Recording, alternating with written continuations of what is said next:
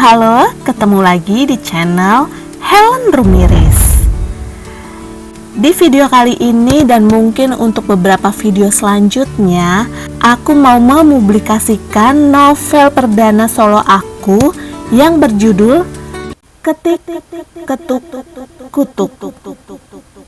Novel ini sebenarnya dulu pernah diterbitkan oleh salah satu penerbit indie. Cuma karena aku sudah putus kontrak, jadi aku berhak untuk mempublikasikannya. Semoga teman-teman menikmatinya ya, dan bisa mendapatkan manfaat dari novel saya ini. Kita mulai dari bab pertama yang berjudul Miss Jutek Pecah Telur. Tapi bab ini aku bagi menjadi 2 part ya. Dan kita mulai di part pertama, Miss Jutek Pecah Telur, part pertama. Nada keluh kesah terdengar memenuhi ruangan OSIS SMA Kasih Violet. Ruangan yang berada di sisi paling depan sekolah, dekat pintu gerbang, dan berseberangan dengan parkiran sekolah itu menjadi maskot kebanggaan pengurus OSIS dari tahun ke tahun.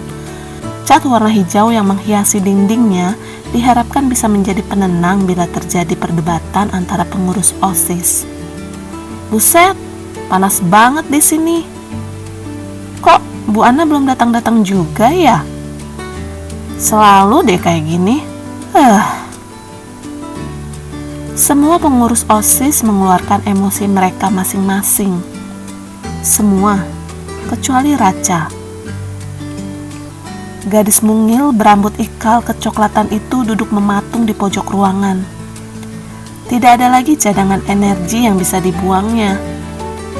Ujian 2 mata pelajaran di awal semester pertama tahun 2013 membuatnya tidak mampu berkutik lagi. Ia sudah memaklumi kebiasaan telat Bu Ana, pembina OSIS mereka. Jadi percuma saja kalau mengeluh terus. Mata Raca mengedar ke seluruh ruangan, berusaha mencari sesuatu yang bisa membangkitkan semangatnya lagi. Memperhatikan cara teman-temannya mengungkapkan kekesalan mungkin bisa menjadi inspirasi baginya untuk membuat puisi baru, seperti yang biasa dilakukannya jika ada yang mengganggu perasaannya atau membuatnya tidak nyaman. 20 menit telah berlalu, tapi Bu Ana belum datang juga. Beberapa murid mulai meninggalkan ruangan karena bosan. Berjalan-jalan sebentar ke taman atau jajan di kantin sekolah mungkin bisa menjadi aktivitas yang lebih bermanfaat daripada duduk manis tanpa kepastian. Suhu ruangan terasa semakin panas, seolah pendingin ruangan tidak mampu mengalahkan sengatan mentari di luar. Raca merogoh tas ranselnya, mencari-cari botol minum berwarna hijau yang telah setia menemaninya sejak masuk SMA. Diteguknya sisa air putih yang ada di dalam botol tersebut. Tiba-tiba Septian, bendahara 1 OSIS, memasuki ruangan OSIS dengan muka cemberut dan langkah gontai.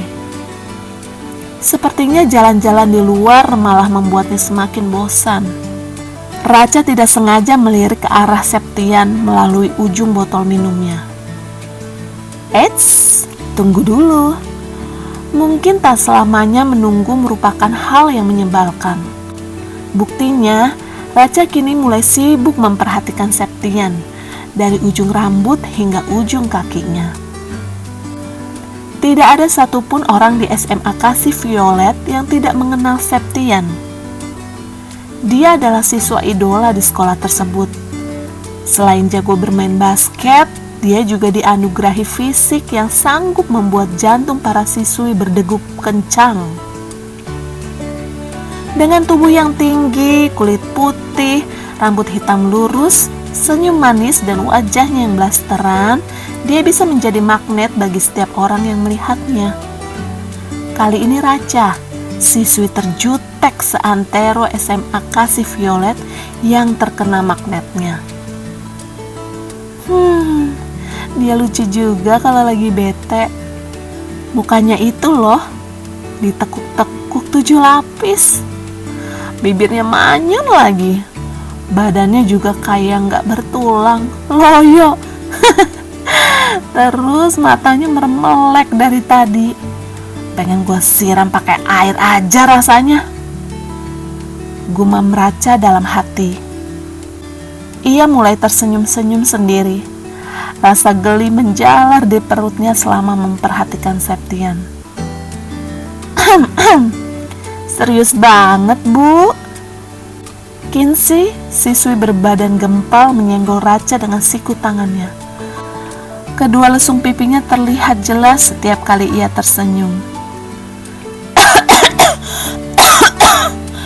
Raca tersedak. Air di botol minumnya tumpah membasahi pipi, dagu, leher, dan kerah seragamnya.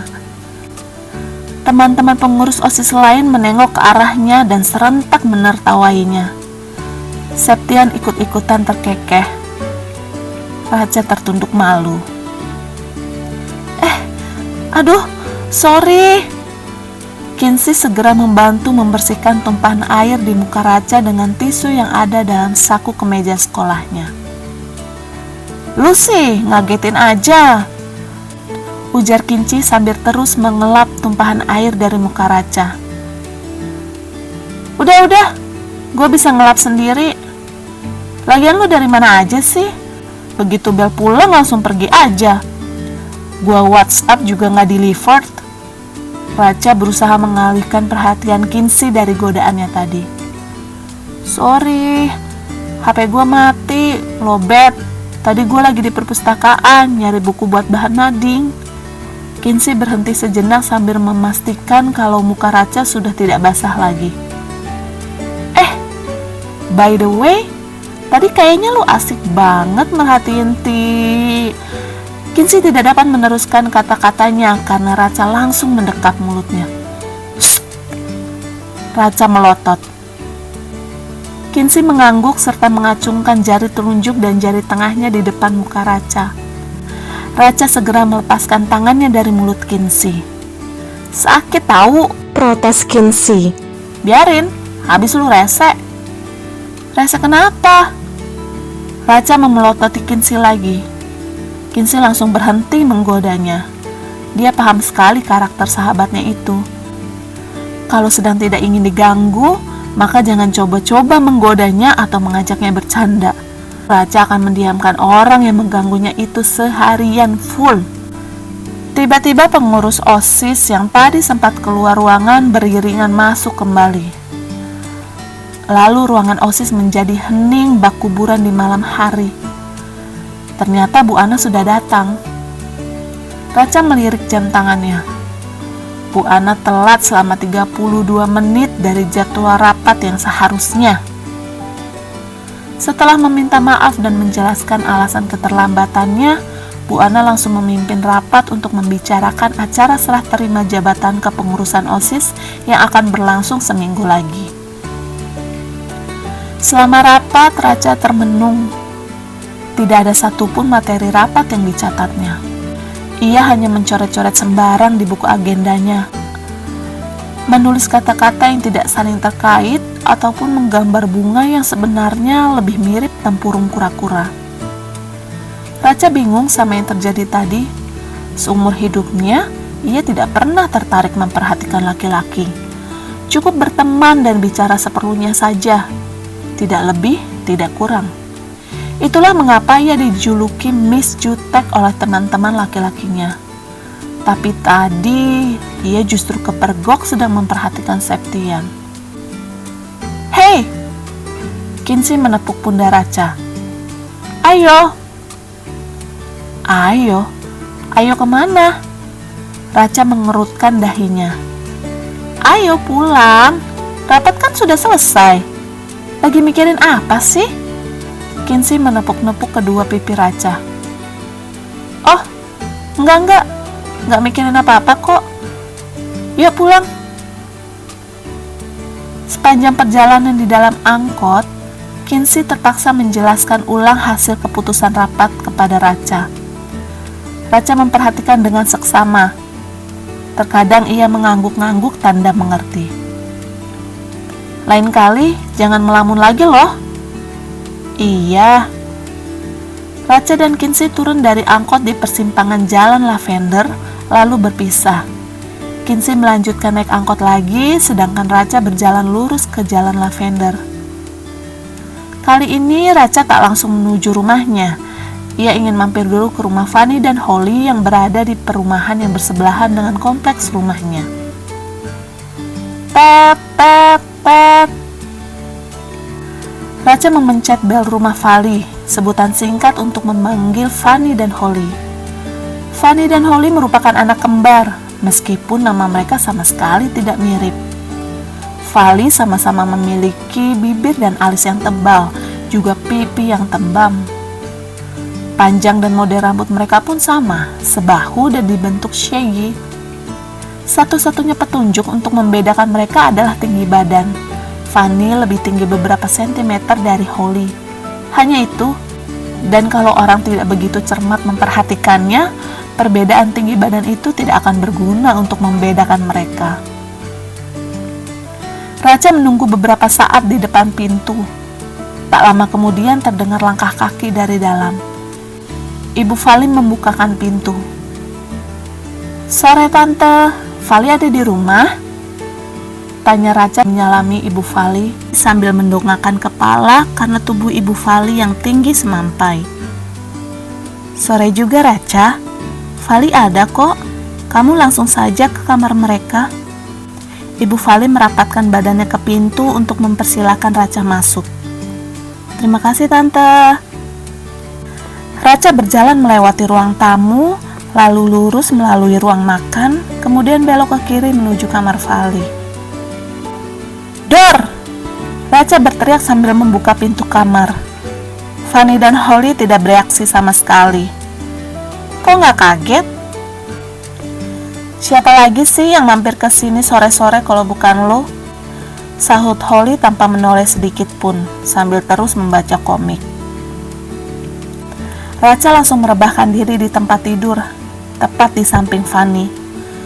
Tubuhnya semakin terlihat mungil jika dibandingkan dengan Fanny yang memiliki tinggi badan 170 cm. Racha mengaitkan jemari di kedua tangannya lalu meletakkannya di bawah kepalanya. "Kok nggak ikut rapat OSIS tadi?" "Perut gua sakit, gua tadi pulang ditemani Holly." Fanny meraba perutnya. "Terus, sekarang bagaimana? Udah sembuh?" Fanny mengangguk. "Lumayan, sudah mendingan setelah minum obat." "Oh, syukur deh kalau gitu." "Oh iya, tadi bahas apa aja di rapat?" tanya Fanny penasaran. "Cuma membahas susunan acara. Tahun ini serah terima jabatan diadakan di sela-sela upacara bendera, gak kayak biasanya yang diadakan setelah upacara bendera, supaya menghemat waktu." "Loh, tapi kan lu jadi dirijen paduan suara. Terus seragam lu? Gak mungkin kan lu memimpin paduan suara sambil pakai jaket OSIS?" "Ya enggak lah. Nanti saat gue jadi dirijen, gue tetap pakai baju paskibra.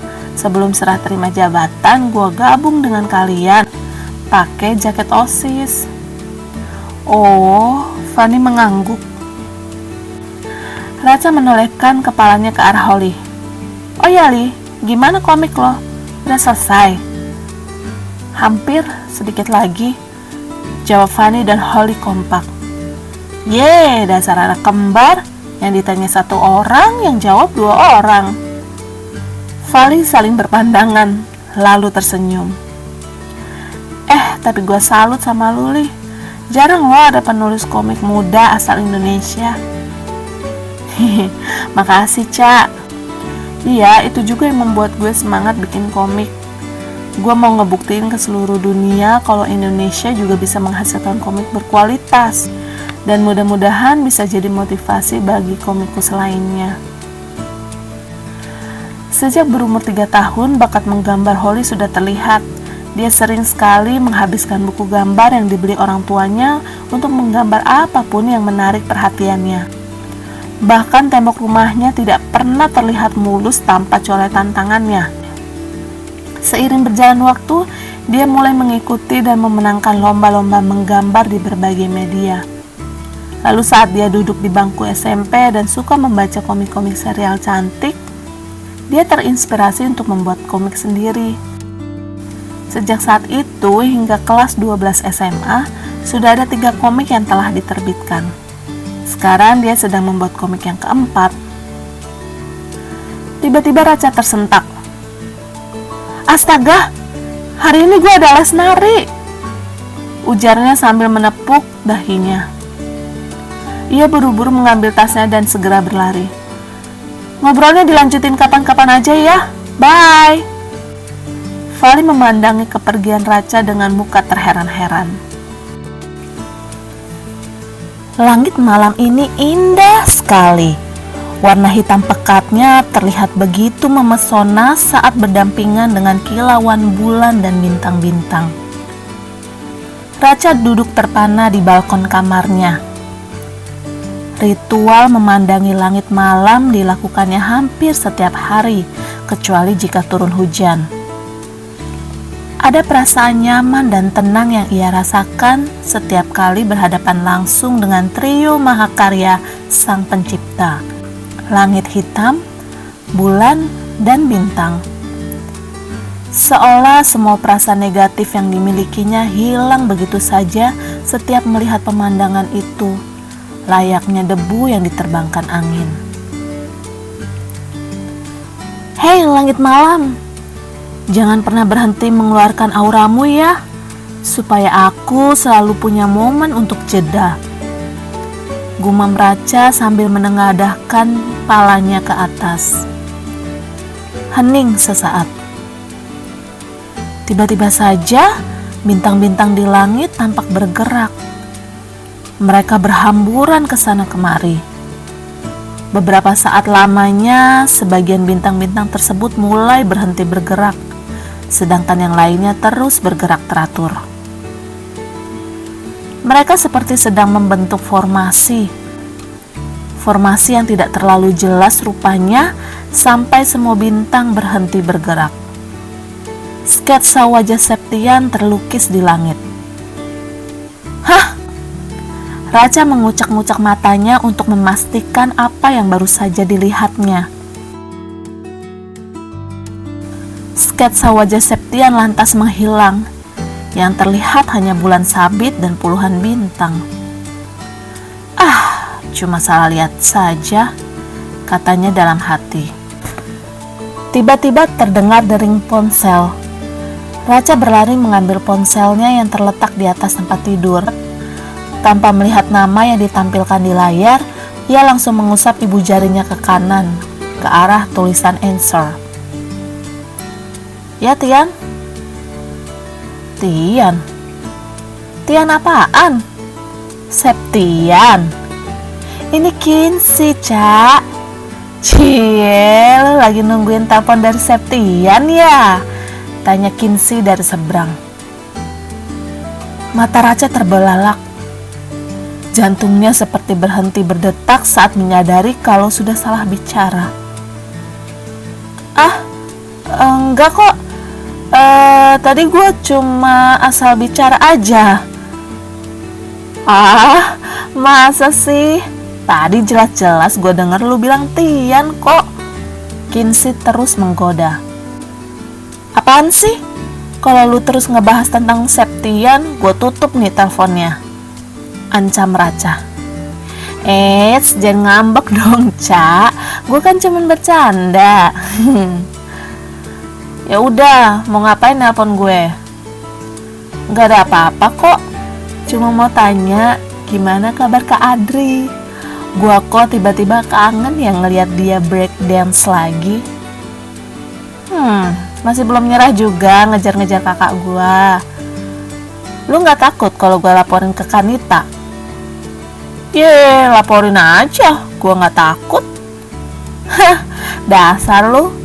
Emangnya apa sih yang lu suka dari Kak Adri?" Apa ya? Gigi kelincinya. Bikin dia manis kalau lagi senyum. Terus rambut kriwelnya juga ngegemesin. Loh, ini ada Kak Adri. Kak, sini deh. Kinsey mau ngomong nih sama kakak. Kali ini Racha yang menggoda Kinsey.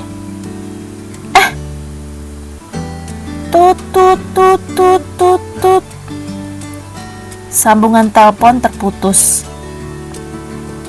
Sepertinya Kinsey berpikir kalau Racha benar-benar memanggil Adri, pujian hatinya sejak 2 tahun lalu. Sejak pertama kali dia mampir ke rumah Racha dan melihat Adri latihan breakdance. Makanya jangan macam-macam sama Racha. Racha tertawa lebar, tapi mulutnya segera mengatup ketika ingat kejadian tadi. Duh, kok tadi gue bisa bilang Tian ya? Wah, otak gue udah mulai error nih kayaknya. Tak ingin berlama-lama memikirkan tentang Septian, Racha bergegas membuka tasnya dan mengeluarkan buku agenda berwarna hijau. Buku yang berisi hal-hal penting yang mungkin dilupakan Racha. Sifat pelupanya kian hari kian bertambah saja. Di buku itu tercatat bahwa besok ada ujian akuntansi. Racha menarik napas panjang, mengeluarkan buku akuntansinya dari susunan buku di meja belajarnya dan mulai membuka lembarannya.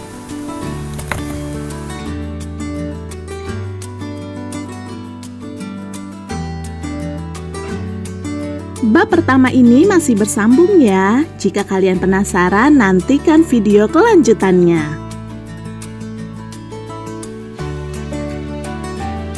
Sambil menunggu, jangan lupa like, comment, share, dan subscribe channel Helen Rumiris. Sampai jumpa.